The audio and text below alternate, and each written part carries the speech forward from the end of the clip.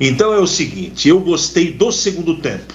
Foi muito legal, divertido. Fazia tempo que eu, no segundo gol, no primeiro gol, eu vi o sorriso do Kleina de satisfação. Acho que foi no momento do empate que a câmera fechou nele. E eu fiquei muito feliz porque tinha que terminar desse jeito. Sabe, tem horas que eu sou uma pessoa muito religiosa.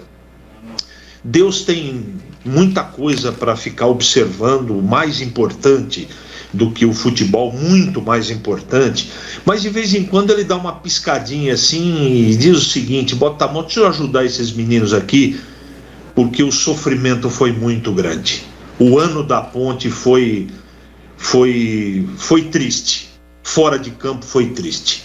E esse grupo, comandado pelo Kleina, deu a volta por cima com quase nada.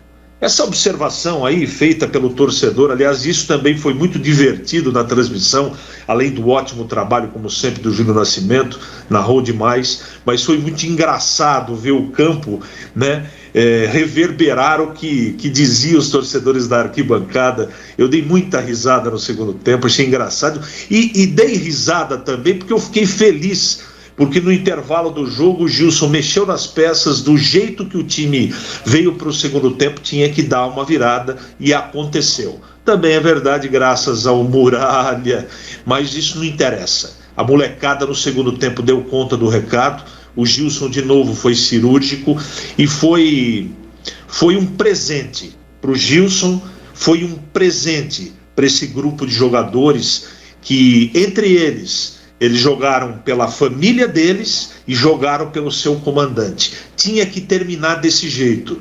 E por isso que eu considero o trabalho muito bom. Eu não sei o que vai acontecer no futuro. Eu sei que foi muito difícil para a torcida, mas o jeito que a torcida tem muito de ironia, de brincadeira, essa coisa toda, mas no fundo faz tempo que a torcida está fechada com o time e com o Gilson Kleina. Faz tempo. Pelo menos há 15 rodadas, do início do segundo tempo para cá, do segundo turno para cá, quando o time saiu lá das últimas colocações, é que a torcida não é boba, ela conhece de futebol. Ela sabe quando o time se esforça, se dedica, e esse time não pode ser acusado, pode não ter jogado futebol, porque nem tem muito futebol para apresentar, pela limitação do time, pelos problemas.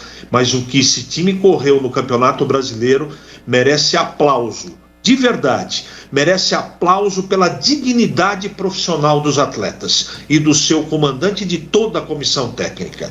Esses caras estão de parabéns.